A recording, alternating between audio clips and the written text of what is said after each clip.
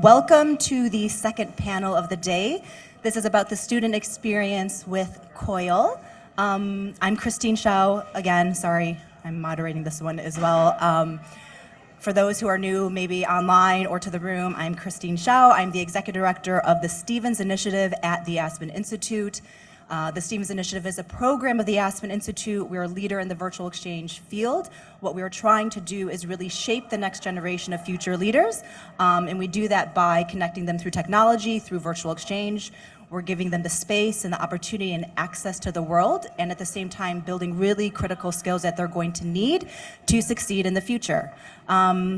So I'm going to turn over to our panelists to do quick intros, but before, I just wanted to give them a round of applause. For many of them, this is their first time traveling abroad ever, and to come being here with us in the US. So just a round of applause for them for making the trek.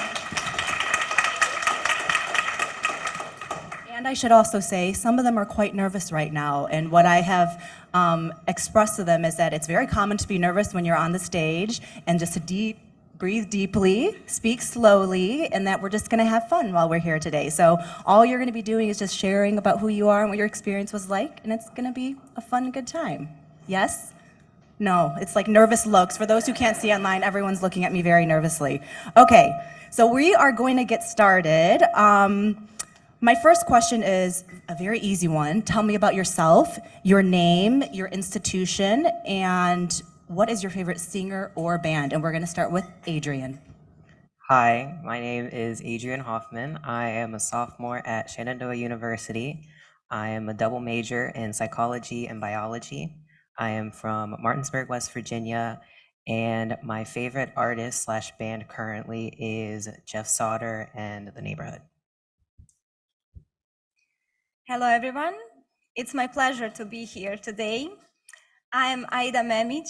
I am a master's student at Religious Pedagogy at Faculty of Islamic Studies at University of Sarajevo. My favorite singer is Maher Zain. Hello everyone, I'm Ruba Majdi Alqdah, and I'm going to be a sophomore this year in Yarmouk University in Jordan. Yeah, and I like listening to Ariana Grande.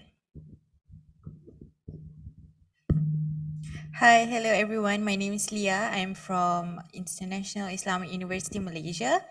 I'm currently majoring in English for international communication, and my favorite singer is a K-pop boy group, which is 80s. Hello everyone, my name is Aresa, and I live in Johor Bahru, Malaysia. And I go to International Islamic University of Malaysia, and my major is English for International Communication, and my favorite singer is Taylor Swift. Yes, we all know who that is.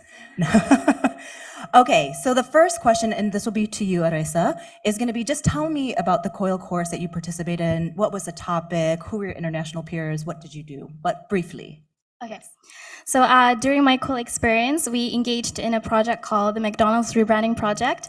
And so in groups of 4 to 5 people, we came up with a menu that has a fusion of both Malaysian and American cuisines. So for example, like a durian smoothie or a nasi lemak burger. And then at the end of the class, we presented an ad-like video presentation to showcase our ideas. And everything was also conducted through Google Meet and Zoom. Leah? Yeah. Yes. As for me, You can use this one for now. Yeah, as for me, we created brochure as a promotion from student point of view. IIUM student did Shenandoah University's brochure and vice versa.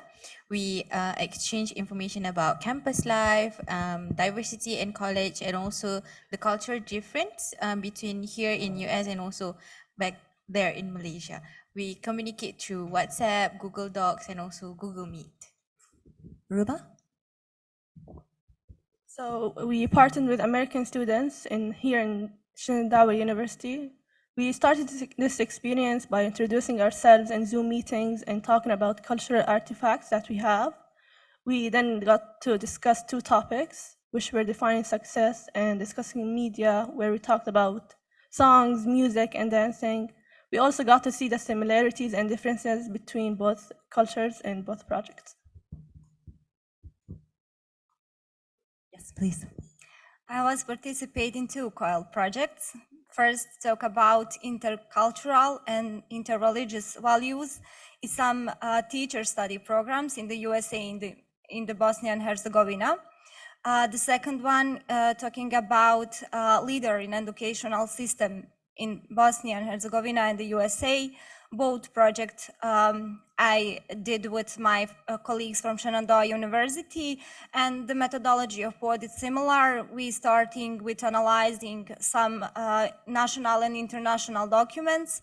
After that, we talking about the results, what is the similar, what is the difference, and the end we present our results to other colleagues. My COIL course was known as Cultural Psychology. In that class, we talked about different cultures and their views on different themes, such as customs and schooling. We worked with students from Jordan, and we worked on 2 projects. One of them, we talked about how our cultures define succession, and our second one, we picked musical pieces that we believed defined our culture. We met over Zoom, and my group personally met about 2 hours every week. These sound like amazing projects. My next question is, what do you like to do in your free time? And then what did you learn that your international peers like to do in their free time? And let's start with Ruba. So for me, I like baking and learning new recipes to cook or bake. I noticed my peers like to spend their free time with their family or pets, or even listen to music. Leah? For me personally, I love to watch K-dramas, movies, and listen to music. And for my international peers, they love to like take a walk around campus, sit by the lake, and also hang out with their friends outside. Do you not like to go for walks and hang out outside? Yeah, I do love, but in our campus, there's not much place to walk. So yeah. I understand. Aresa? Okay, so during my free time, I like to play games on Steam, such as Stardew Valley and Hogwarts Legacy. And one of my American peers was on a football team, and another one liked to hang out with friends. And then Adrian and Aida? My hobbies include reading and studying, and I learned that my international peers have the same hobbies as I do. For one of my Zoom meetings, actually, we spent like an hour talking about books we've read. In my free time, I usually like to read a book. During this project, we found that we actually have the same habits, like reading, playing some sports, or spending time with family. Amazing. The next question is, what was, if you look back into your time in the classroom with COIL, what's a funny moment that you remember with your peers? Or an aha moment? Yes. So for me, I don't think there's like a specific funny moment, but one of the most memorable moments that I can remember was when I asked them what they dressed up as for Halloween. And one of my American peers shared that he dressed up as a Star Wars character with his friends. So it was a lot of fun to hear about that. And at the same time, there was a Lantern Festival in Malaysia, so I shared about that as well. And it was very memorable for me because we got to exchange about different traditions, and it definitely bridged the gap between us. Like for me, the funniest moment is when we share about how we commute to class as our hostel back in Malaysia. Our hostel and our campus is a bit far, about near 1 kilometer to commute. So I tell them about when I want to try to walk to campus, because usually I took a bus. But I walked to campus, and then one of my classmates in the Zoom meeting also shared about their experience. But then, because she decided to walk, she arrived late to class. So as a punishment, her professor asked her to sing a song before she could go and sit down at her seat. So she decided to sing the university anthem, which made the whole class stand and sing with her. Which is so funny because we are very close, because the class is really small, only probably 21 to 25 students. So we're really close to each other. So it's very funny because she's never late to class. and for her to receive the punishment is very not something that you can see every day. So we have a good laugh during that meeting. Yeah. The impact of a virtual exchange made her Yes. tardy for class. Ruba? So funniest moment I had was when our peers would say a word in Arabic and pronounce it differently from how we Jordani would pronounce it. Yeah, that was a fun moment. For me, the most memorable moments, it's our first meeting when we get to know each other. We should to prepare some specific object for us. So, for example, my colleague from Shenandoah University, Elieya, showed to us some traditional jewelry. Her grandmother give that to her, and it's show from one generation to share from one generation to another. It's a special moment for me. Funniest moment for me was, so for our first project, which was discussing how our cultures view success, we had to record ourselves discussing, and it had to be about 8 to 10 minutes long. And my group recording was about 5 to 6 minutes. So for our second project, which was picking music pieces that define our culture, we really tried to get to that 8 to 10 minute mark. So in our recording, we were just talking extremely slow, and we added a lot of additional information that was kind of useless. And after we were finished our recording, we were very proud of ourselves because we were like, we made this 8 to 10 minute mark, and we all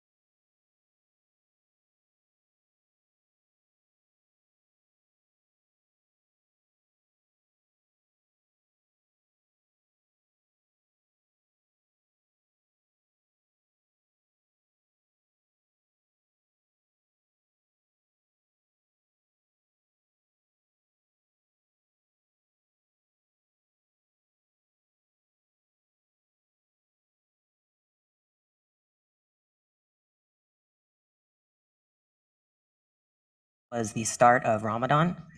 And I was able to learn more about Ramadan and what it is and what happens during it. One important thing I learned was that despite having different cultures or how we perceive things differently in our minds, at the end we all agreed that what was important was inner peace and happiness in your own life. So for me, as cliche as it may be, communication is key, especially due to the different time zones, which I personally struggle with a lot. So we had to communicate very often in order to come up with consensus on different ideas and also appropriate times for our group meetings. For me, what I learned about my international peers is that our working styles are very different. For me and my classmates, our working style is kind of like very uptight, and we usually do things fast. We are very fast paced, while our US partners are very laid back and very chill. So at first it's kind of nervous for me and also my group mates, because we are very worried whether or not we can complete the project within the deadline. But then it turns out just fine. We communicated through WhatsApp and also Google Docs, so even the time zones are not a big problem for us anymore. So I think one of the beauties of virtual exchange, it's about reciprocal learning. So learning about your international peers, but just as much, since you're working on these really fun, creative, complex projects, you're also learning about yourself. And so my next question is, through this virtual exchange, through your COIL experience, what did you learn about yourself? I learned that I need more time to prepare for the meeting and all, compared to when I'm working with my local peers. I need more time to really organize like the idea and the information, because we have cultural and also language barrier. So I need to make sure that the information and also the things that I want to say is not taken differently, or I'm not offending anyone. So I need to really organize my thoughts and also the things about the project, so that we can so things can run smoothly. I think that's probably advice that transcends even that particular project, or even yourself, which is just to build yourself more time in working and everything. Yes, that's great. Aresa? Okay, so for me, I've always been an introvert and I love being in my comfort zone. However, this experience has definitely pushed me to be more outspoken and be more of a risk taker and open myself up to new opportunities. I learned that I'm capable of more than what I think of myself. During these projects, I learned that I can work in a multicultural and multi-religious group and speak on English. So I get some researching method skills during this project too. I learned about myself. I like working with people that have different viewpoints than mine. Everyone comes from different backgrounds and has different values, and I like everyone being able to come together with their unique perspectives and working on a single project. And so we met yesterday for a bit to prepare for this panel, and just speaking to you all, it's very clear to me that you're all very ambitious, entrepreneurial in the way that you think about yourselves and how you want to show up in the world. The next question is really around, how do you think this experience, this collaborative international learning experience, is going to impact your future? I think this experience showed me the importance of being empathetic and understanding when dealing with different views than my own. And it also showed me the importance of putting yourself in other people's perspectives. As I said at the beginning, I'm a master student, so I would like to finish my master and start with my doctorate study. So this experience helped me to researching how in Bosnia and Herzegovina and in the other country, I would like to research about educational systems in Bosnia and Herzegovina and the other country, and try to find the best methods, the best systems, part of system, and include in our educational system. That's first. The second one is in the future, I would like to work as a professor. So during my experience, I would like motivated other students to participate in projects like that. For me, it definitely developed my character and gave me more confidence for better decisions in the future, whether accepting more opportunities like this one or being more able to communicate with people when discussing any project. For me, I wanted to be an educator, professor, or in public relation industry. So I think that in order to excel in that industry, I need to go out more, go around, meet new people, experience new things, in order for me to get like tips and tricks how to excel in these industries. So yeah, doing COIL is it's very good for me, because I've never been, as Dr. Nur said before, students in IIUM not really have the chance to speak with English native speakers. So by doing COIL, it's a very good experience for me to practice my skills and also my language, and yeah. Build friendships and Yeah, learn build about friendships, yeah. people who Also are different. build connections, yeah. Okay, so personally for me, I want to pursue my master's study somewhere in the UK. So this experience has definitely prepared me to be more comfortable with conversing and speaking with my international peers. So this is going to, I think, piggyback a little bit from what Aida had said, and also our conversation closing on what the educator experience was like implementing COIL in the classroom, which is, if you had to speak to educators at your university who didn't know anything about COIL or didn't know anything about virtual exchange, what would you say to them about why their students should participate in a virtual exchange? Every student in the world actually learning about other cultures, other traditionals, plays, and so on. But project like this is good opportunity to see, to feel, to understand that difference. And for me, yes, during this project, we practice our language. We learn how to researching, but we can understand the other people, the difference, what we learn about during our education. I think this experience just shows how truly diverse our world is and how valuable our similarities and differences are. I would say to educators that it's really important for students to do a virtual exchange, to take a look at different cultures, learn new things, and be more aware of themselves. I would say that it is important to give students many cultural enrichments so that they may be more aware of the world around them, and also be more ready to tackle real-life challenges that await them by using the knowledge and experience that they have. For me, I think I want to say that it is very important to give chances to students to experience virtual exchange, because it can provide wider connection and also exposure. They also can experience firsthand how to work with people coming from different backgrounds, different cultures, experience that language barriers, and also overcoming all of the hiccups, and also maybe it's not misunderstanding, maybe because of cultural differences. Yeah, so they be able to understand it now and then practice it later when they have been working, whatnot. So it's not gonna be a big problem for them later in the future. So yeah. Amazing. And I think too, I think the beauty again of virtual exchange, I mean, being here is amazing with you all.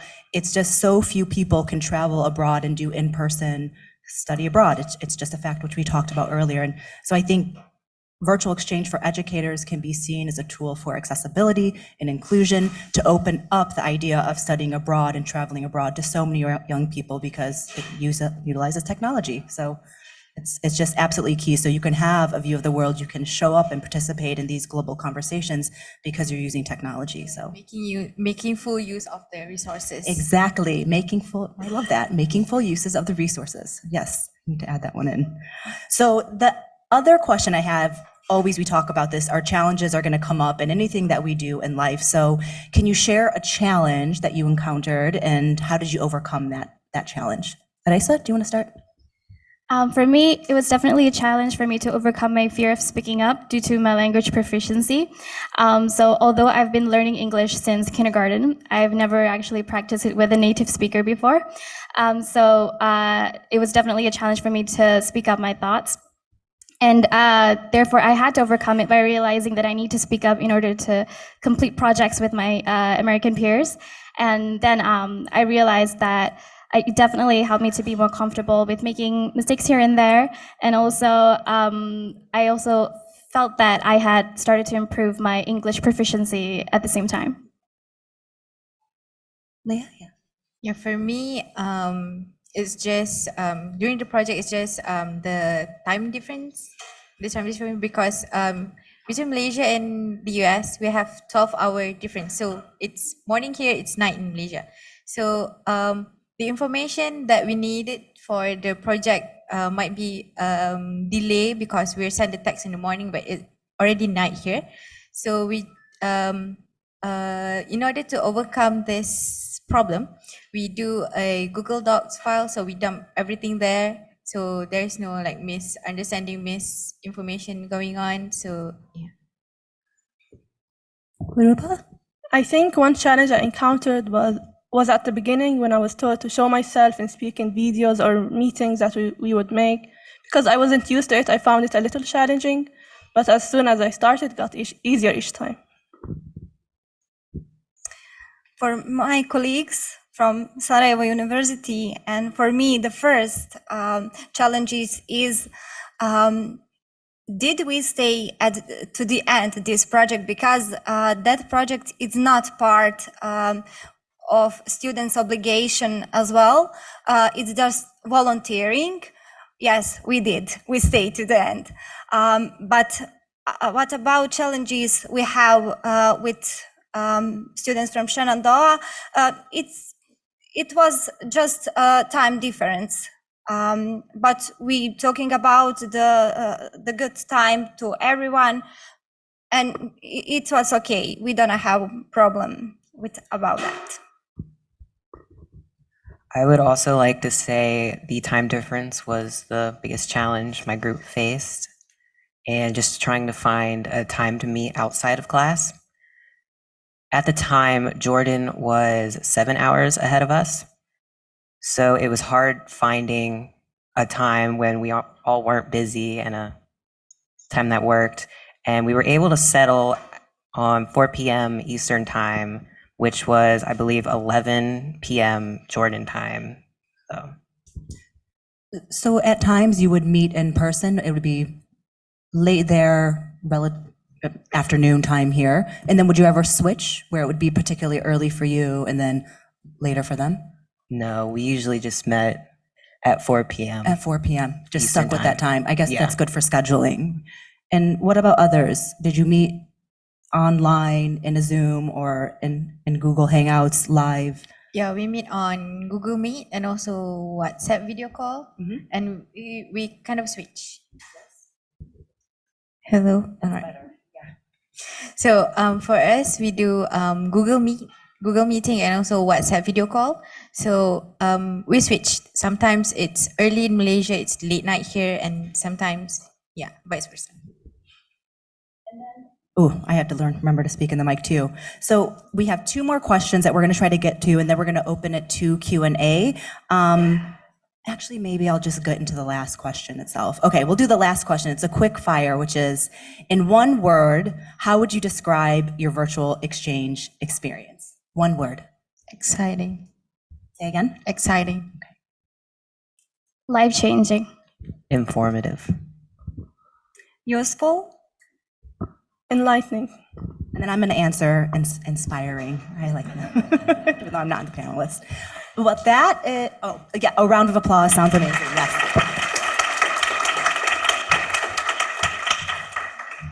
Now we're going to open for Q&A.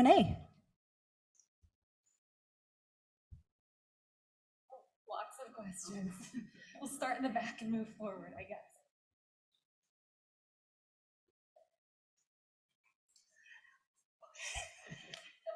Hello. Hi, my name is Xavier. I was just wondering, kind of 2 questions. One, kind of what's the funniest like American slang word that you guys found out throughout the time? And then the second one is, a lot of the discussion has been kind of about the language barriers and the technology barriers. Was there any like unforeseen barriers that you guys ran into, and how did you overcome those? So the question was, what was the funniest American slang that you learned, or vice versa? And then the second would be, what were the unforeseen sort of barriers you saw beyond language itself? So like we talked about language barriers, like something that had to be overcome. Was there something else that popped up that was unforeseen that you didn't expect it to happen? So language and time zone, those are things that we heard commonly. Was there anything else? So slang, word, and other unforeseen barriers. 2 questions.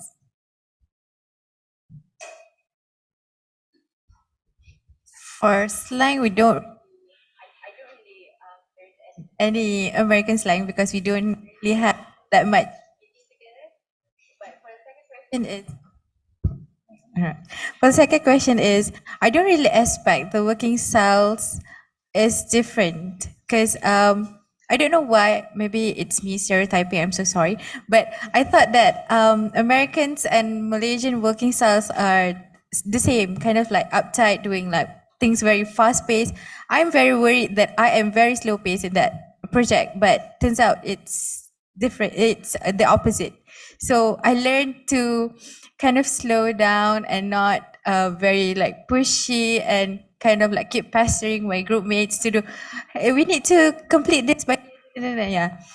My American partners, they're very they don't really ask questions in the WhatsApp group earlier in the project. So I'm really worried that okay, are you guys okay, or is there anything that I did that maybe like offend you all? Because the WhatsApp group at first, the WhatsApp group is really like silent and no notification popping up from that. So yeah, but towards the end, we kind of like work together to like finish the project and polish it. Yeah. So, yeah. And we're going to have you teach us an American slang word, by the way. Give that to us. Yes. Well, for me, I don't know if this is a thing, but I love to sing, and my teacher used to say that someone who likes to sing usually love to, like, it's easier for them to learn accents. So I watch a lot of like Taylor Swift interviews as well since I was like 10 years old.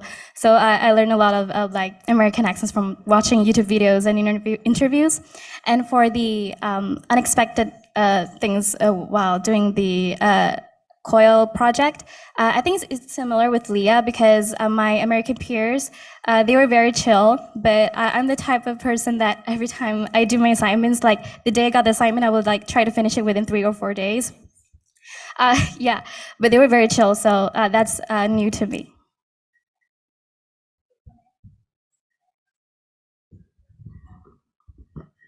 I was just going to say an unseen difficulty that my group faced was internet connection, because sometimes we would be on Zoom and then someone's face would just disappear. We didn't know what happened, or we would be recording a video and then they would disappear in the video and then we would have to record again.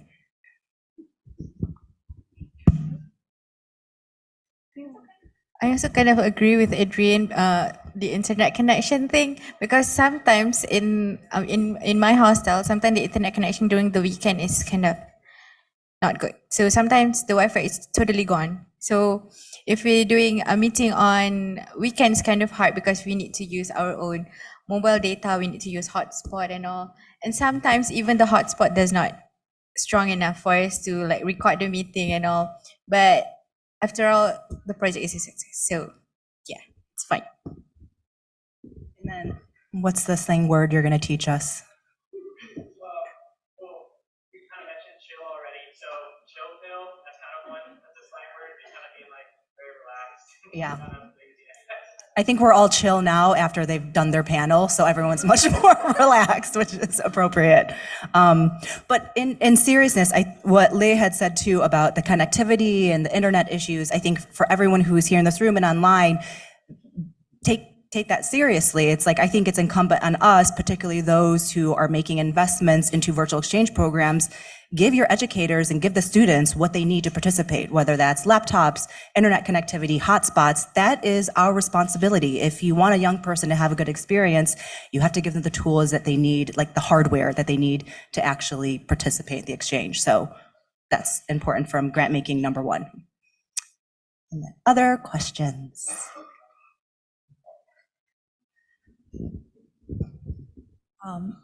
The question that I'm going to ask is the question that you asked us, which is about our students, which is, did you feel that you were special at a certain moment, a certain time when you were taking COIL? When was that? When did that happen exactly? And why do you think that you were, or you felt special at that time?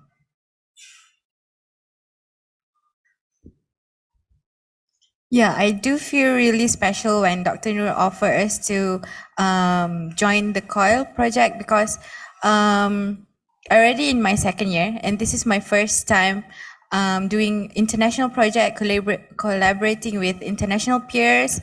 So for my major, English for international communication, it's very important to have international like virtual kind of exchange so that we have values after we graduated. If we only work locally, our major we are not actually fulfilling our major. So I think it is very special that Dr. Nuruz actually offers this to us because not many lecturers, not many professors in my university actually offers this kind of project. So yeah.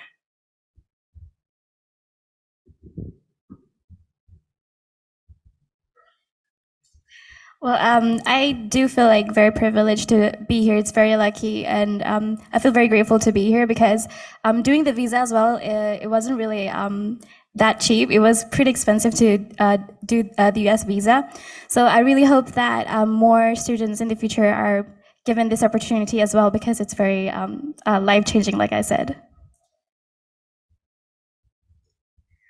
I feel the special when my professor Dina called me and said, "Do you want to go with me in America?" Why me? There are more better students than me. She said, "Okay, now you will go with me." For me, it was a special moment. For me, I'm usually a quiet and shy person, so I don't speak a lot. But Dr. Sousa encouraged me, and just she's the one that got me here and encouraged me more. And that's once, yeah. And Dr. Yunus.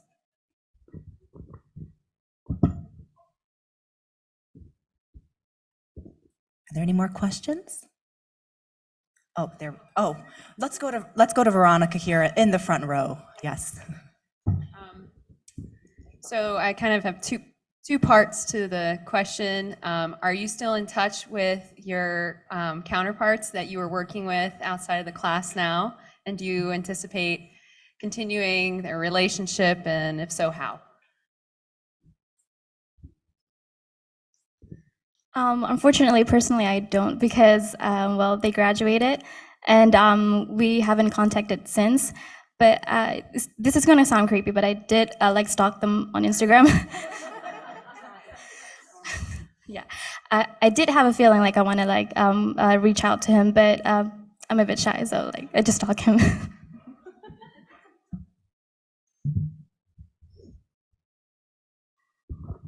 Yeah, me too. Unfortunately, we don't keep in touch anymore because I think maybe the students are busy, and also me myself, I've taken many subjects for this semester and the last semester, so I don't really have much time to like chat and all. But I do really love to reconnect and do more projects with them. I sadly do not communicate with them anymore, but I do follow them on social media, and so I see what they're doing on there. We have a lot of groups from both projects, so we sometimes text each other.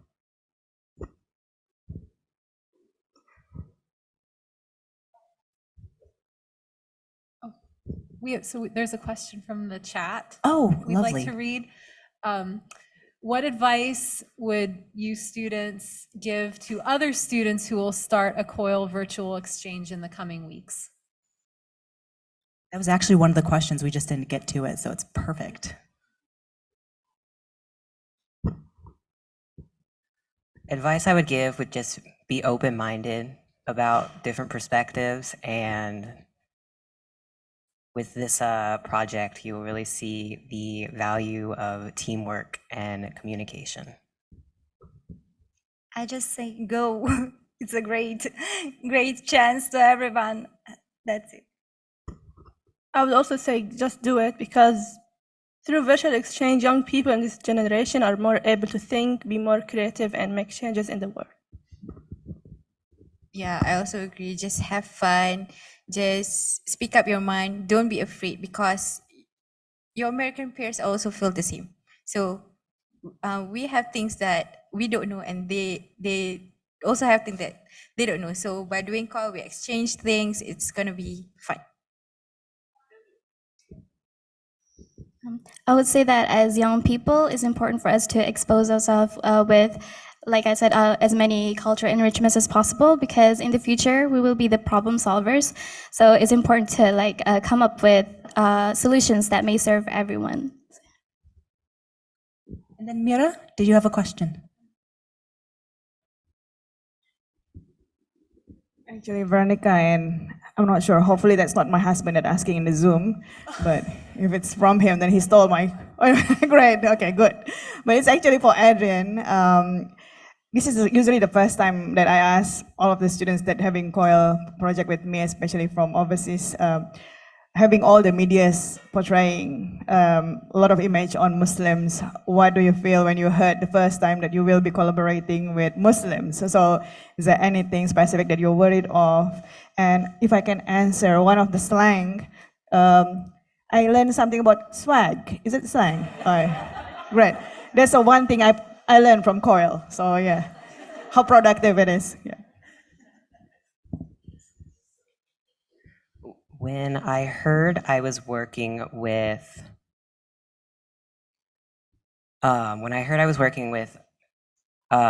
Muslims, I know on social media they're portrayed differently. So I tried to not look at how they're portrayed, and I just tried to interact with them one-on-one and learn their personalities instead of just making my bias what's viewed on social media.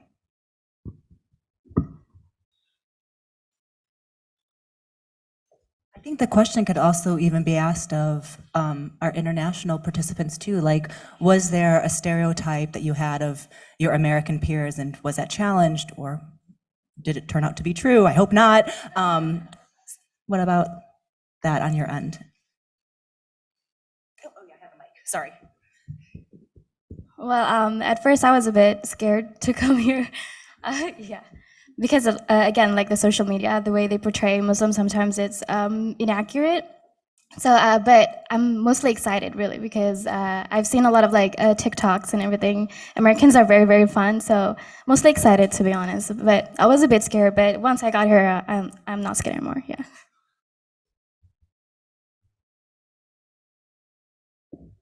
Yeah, for me, I'm not scared because we're all humans after all. So we are all the same regardless of our gender, of our religion. So we're here to attend conference, to gain new knowledge, to give new knowledge, to exchange information, and also, no, I don't have any stereotypes, and I don't think my American peers have any stereotype to us, because we just, dynamics in our group is very good and we work really well.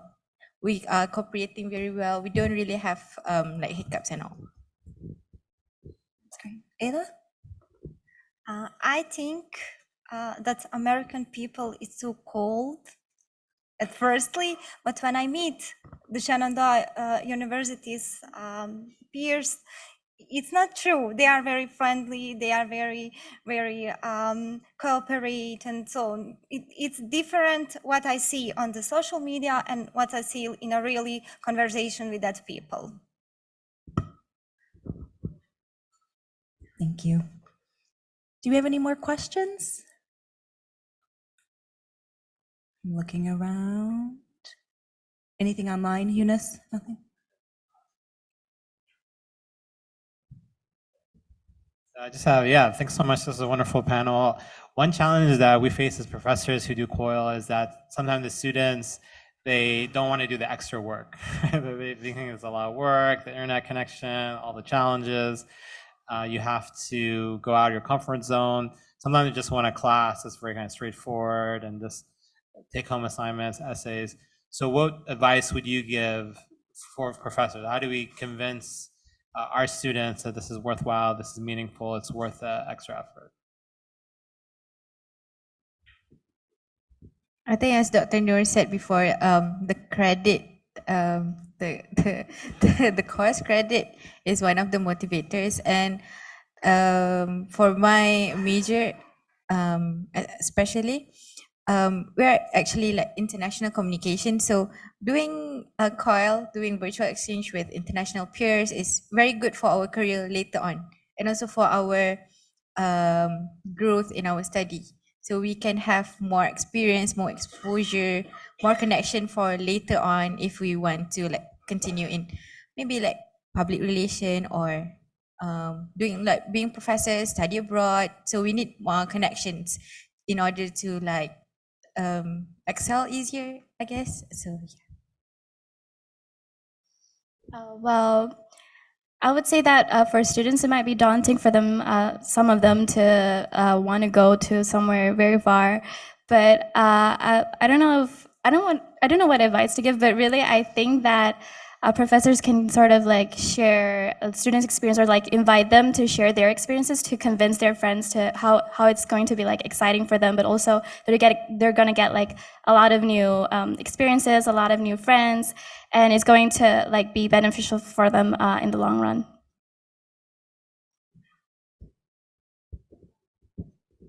Adrian or others, anything you want to add to that? Yeah, please. Yeah, no, please. I just want to say that professor can say to students that maybe there is a chance to visit America, and I think it is the great motivation. It's true. Ruba, what do you think? So I would say any hard thing you do now will pay off in the future. So just do it. Just go, everyone. Just do it. Nike, don't sue us.